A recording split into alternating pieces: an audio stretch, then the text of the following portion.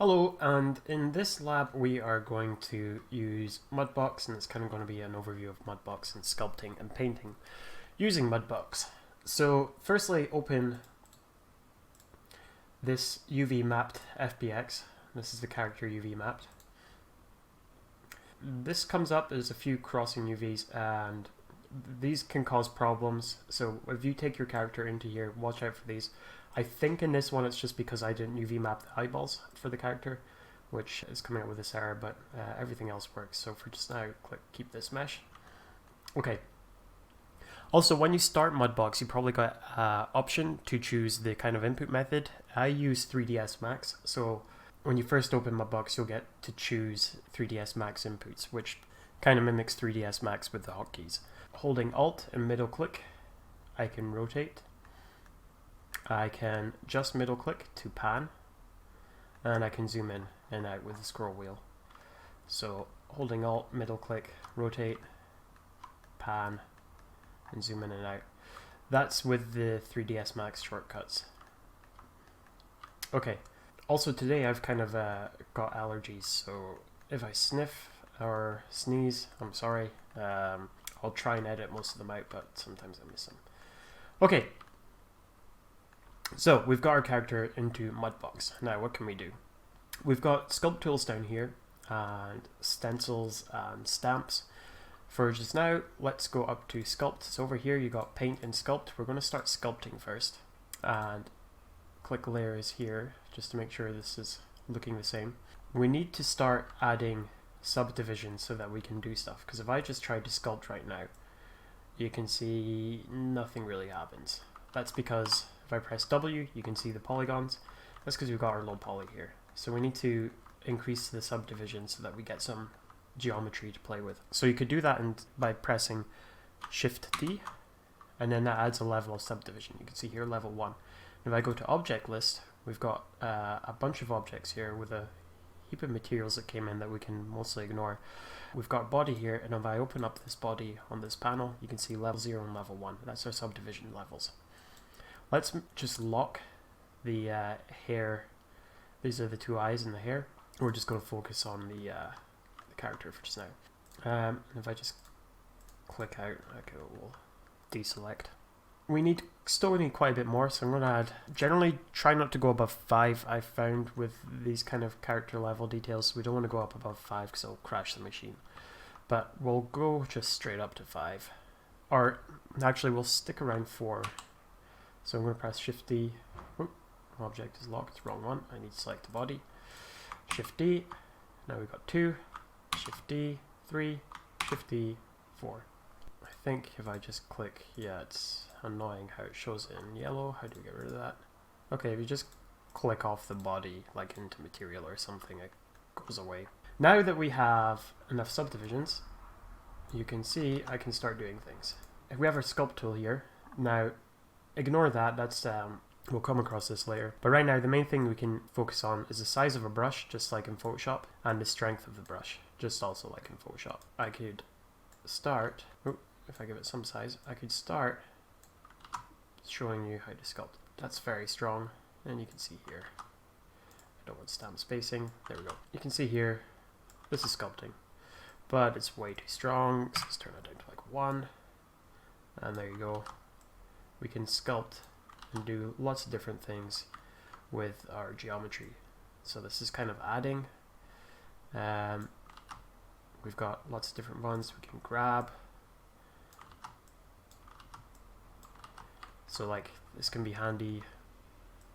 We probably won't be using this so much, but if you're making something from scratch, it can be very handy in Mudbox. We've got pinch.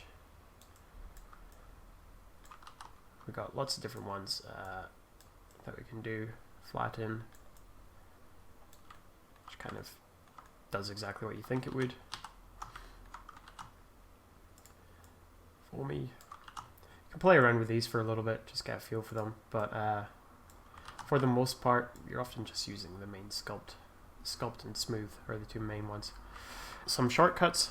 If you have 3ds Max as the input set, if you hold Control Shift and click and drag the left click, so Control Shift, left click, that changes your brush size. you can Alt-Shift, that changes your strength. So that's handy. Get used to that because I often use this. It's quicker and easier than going over here. So Alt-Shift for strength, Control-Shift for size. And if you have the normal Mudbox, I think it's B and M to bring them up, but with 3ds Max, Control-Shift and Alt-Shift. We can also do mirroring. So we click Mirror X. That means everything we do on one side, it does to the other. Which is very handy for things like if you're sculpting on the hand and you want it to be on the other side. And the shortcut for turning that off and on is Alt-Shift-X. Alt-Shift-X turns that off and on. We're going to sculpt in some wrinkles into the t-shirt and into the jeans. And maybe a little bit of detail. We'll make some detail on the boot. And then we're going to paint texture onto the character. So at this point, it'd be good to kind of go on Pinterest or Google and find lots of references of clothes and how they fold, because there's quite an art to it.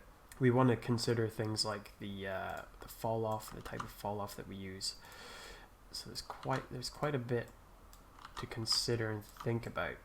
I'm going to show you some techniques that I think are useful. I don't sculpt that often, so I can kind of give you guys an overview, but I can't really give you much theory on how to sculpt. I'll show you some quick tips to get some pretty decent results at least. Also, I can use a graphics tablet, which I completely forgot I had. So if you have a graphics tablet, this can be quite a bit easier. Another good point I should make is to add a sculpting layer. So let's call this one t-shirt.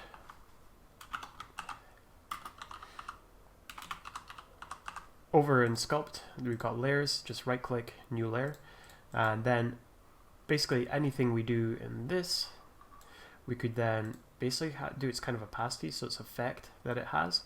And it also means if we just really muck up and decide we don't like anything, we can just kind of delete it from the layer without affecting the rest of our sculpt. What I'm going to show you is stencils. So in the resource folder, firstly we want to go to add stencil, and in that resource folder I've got a couple of good stencils for you guys to play around with. Just import all of these into it and we'll show you how they work. That error there was just Mudbox telling me that I've already imported them because I've got them here. Okay, so if you click on a stencil, it will appear over the screen, and sometimes it shows, yeah, that's because I inverted the values. So it may come up like this or this. When we're moving around, we can move around the stencil by holding S and clicking. Holding S and left click will rotate. Holding S and middle click will pan. And holding S and right click will make it bigger and smaller. So we can kind of move our stencil around to where we want to use it. So I'm going to start adding in some details using, so I'm going to kind of get my brush size to the right kind of amount, and I'm going to just start moving this around and getting in some detail, and I'm rotating it around so that we don't have the same kind of pattern too much, because our eyes are very good at picking out patterns. So, and as I say, if you kind of study, it's good to go and get some references. I'm just switching between a few of these wrinkle patterns. Good to go get some references so you can kind of see how cloth folds, and you can try it manually if you want with just kind of generic sculpting and see how you get on doing it, or you can use these maps, which I prefer using just because it's quite a bit easier, I find.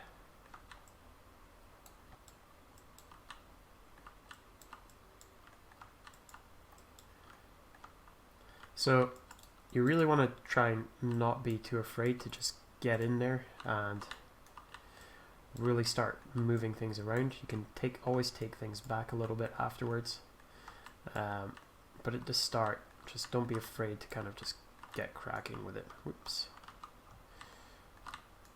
Oh, come on. So holding S, make that bigger, and maybe smaller.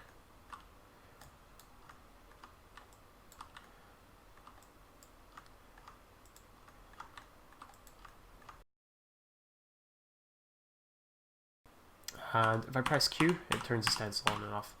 Now what I can do, if I turn the stencil off and hold Shift, that will skip to the smooth. It will basically do the same as the smooth operator. And holding Shift, I can kind of just smooth out what I've done here to kind of just make it blend a little nicer. So you gotta play around with the strength values. I've got it set down to 1.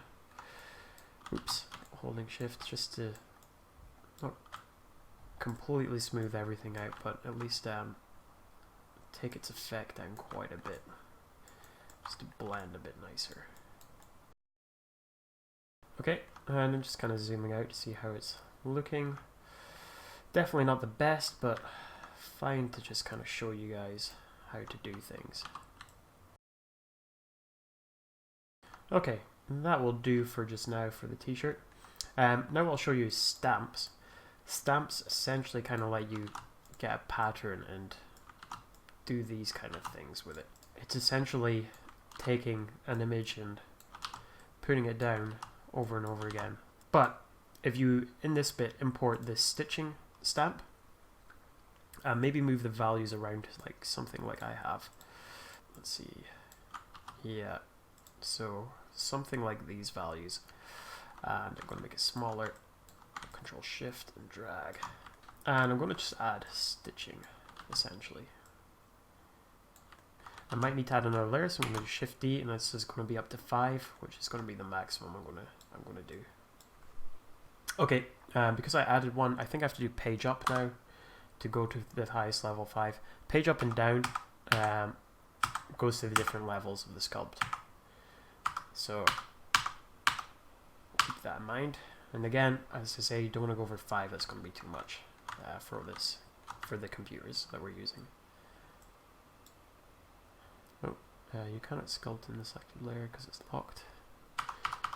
Go back up. Okay. Why is that? Oh, because I need to add a new. I need to add a new layer. So let's call this stitching. Because this t-shirt layer was on the sculpting layer 4. That should be it now. Yep. So maybe I'm just gonna add stitching where stitching would be. Probably better using my graphics tablet for this, but hey ho.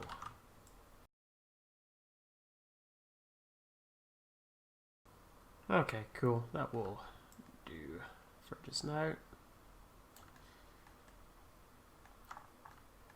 So it's just kind of micro detail. I mean, we don't really want to worry about too much because you'll probably barely even see it.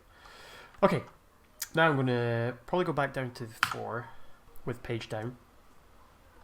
And I'm going to add a new layer. And we'll call this one jeans. And let's add some wrinkles and creases to the jeans. So in this one, we've got a jeans kind of looking map, which I'm going to use.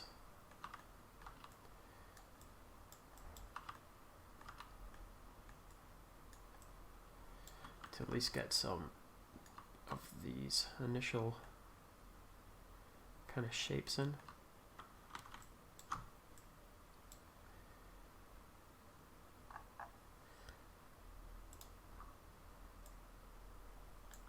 Maybe I want to increase the strength a little.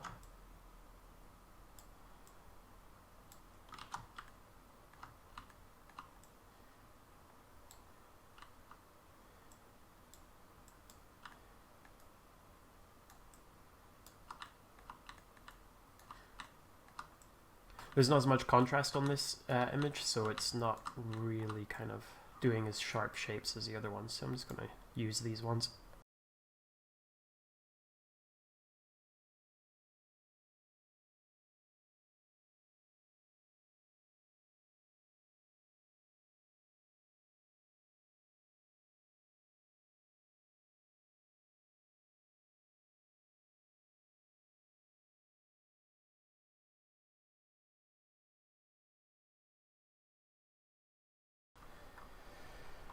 Okay, and then I'm just going to kind of smooth it out.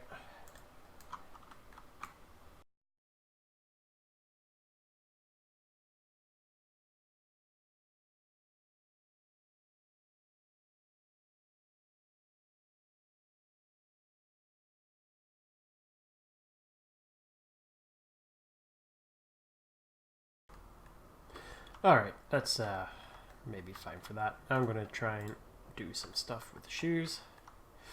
On this one, I'm going to put the mirroring on.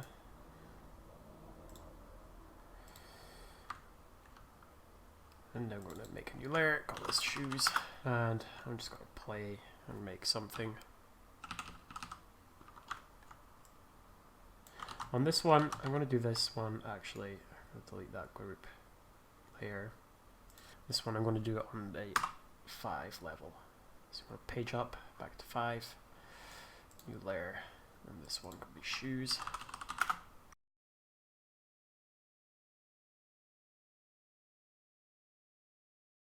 And I should really look at some boots and figure out which type I'm trying to do.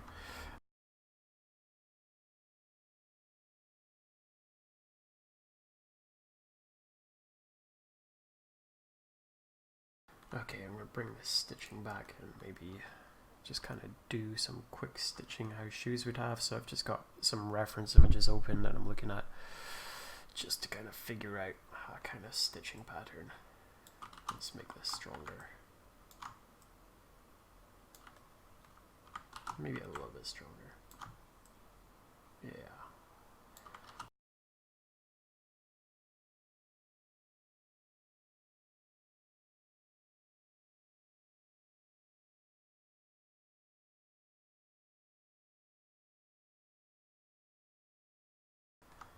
Okay, that's nothing perfect, but that's just, it will do.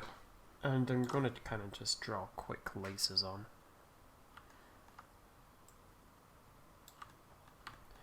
So this is by no means perfect or that good, but this is something you could spend a lot of time on and make a lot better than this. But this is just kind of to give you a feel, an idea. So just from like a distance, it might look like it's a shoe. Okay.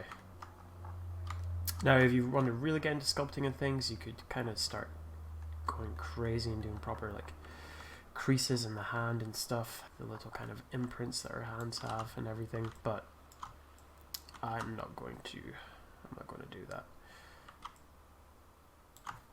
You know, you could start doing like all this kind of hand kind of stuff that we have. So if you hold Control whilst you click, that will imprint instead of bulging. So like, if I just show you for example, that's going out the way. If you hold Control, it goes in the way. So it could be handy for doing kind of wrinkles and things, if that's what you want to do. But this is kind of advanced stuff that we don't need to go or worry about that much. And again, if you are going to do this and you're going to do it well, you kind of got to study it for a while, quite a long time, and look at lots of references to kind of do it justice. Not quickly and stupidly like me right now.